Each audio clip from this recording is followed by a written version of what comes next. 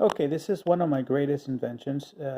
Design is basically for transportation purposes, maybe cars or trains or something. It's a levitation.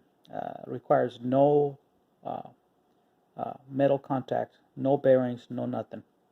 Uh, for example, this a rail system. This case is a magnet. Uh, you got a magnet. You got positive and negative. Anyway, if you pull them, if you get them close to where they repel, that's what you want. So these wheels are magnets. Just for example purposes, you got two here, and they rotate in the opposite direction, going this way, and then it creates an upward thrust. You synchronize, and the key word is synchronize the spinning so it levitates. So this is a metal magnet. It's a magnet. So all these are pieces are magnets. This is a magnet, and magnet. Anyway, these rotate opposite direction to like they're climbing upwards, going this way. But you got to synchronize it to a point where they actually levitate. But in other words, never falls down. So if you spin them going this way, it's like they're climbing upwards, climbing up by spinning and climbing upwards, and this one's climbing upwards, and then these wheels are maybe of a system, and then they levitate upwards, and it got to be synchronized with the same spinning velocity with the falling. In other words, if the falling is half the speed or whatever the speed is, you got to spin it. You got to spin it this way to go upward motion, but you got to synchronize it where they stay levitated to a degree they want.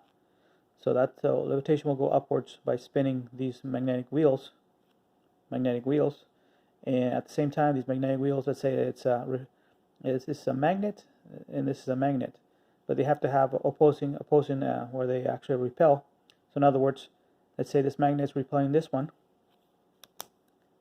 and when they repel, they push in each other. So in other words, these two are pushing, and these two are pushing.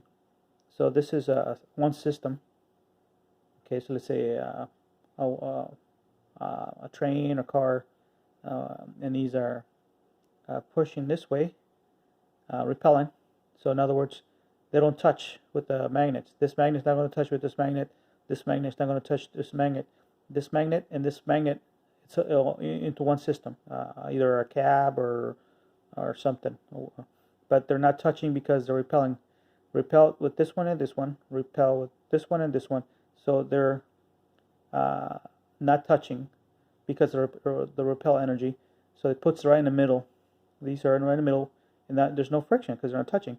But and then while it spins synchronized, then it levitates. Now you got two systems on this side, and these two systems actually they spin this way. This one spins this way. Same thing, the repel system. This will repel this side, and this repel this side. So it'll be in the center. It will not touch either magnet will not touch. And this is one system connected to a cab or something or object that let's say a vehicle. So it will go forward, but you're not touching the magnets. As you spin, and then actually it's like climbing, but in this case forward. So now you're going forward. So this is, let's say, I'm just gonna ride a cab here, and this is a wheel here. This is a vehicle. So you get this vehicle. These are the wheels connected. So they go up, levitation. So now you got levitation this way. You got levitation going up. Then you got these two going forward. So now you got this going forward or backwards. So if these change direction backwards, then the vehicle will go backwards. So this vehicle can go forward or backwards using these two magnets. And now with these two, it can go up or down or stay levitated. So that's one concept. Now this can change the way we travel on bicycles, motorcycles, more or less like bicycles, energized bicycles, because let's say this instead of this rail system, it's actually a a tire, bicycle tire frame made of magnet.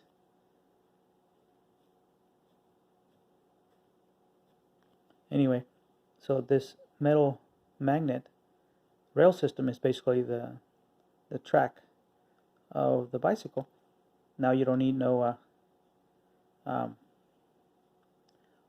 bearings. So it's just a concept. You could use a reverse concept. You could use these as the frame, or you could use this as a frame. Either way you look at it, the bicycle frames tires requires no bearings. Basically, the wheels will be levitating to millimeters, but there'll be no friction. So obviously there's no friction, means that you could travel faster, easier. There's no friction to slow it down. So it's going to be slowed down, but not as much. So if there's no friction, you can, in theory, you can go longer and stuff. Anyway, it's just a concept.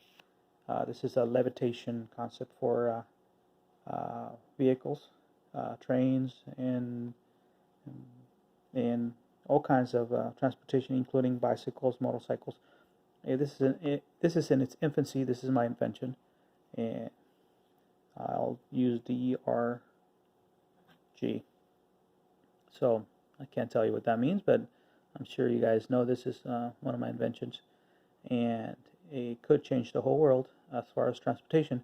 Trying to get away from the concept of using bearings, because bearings do create friction. But anyway, it's a cool concept, and it could change the whole world as far as that.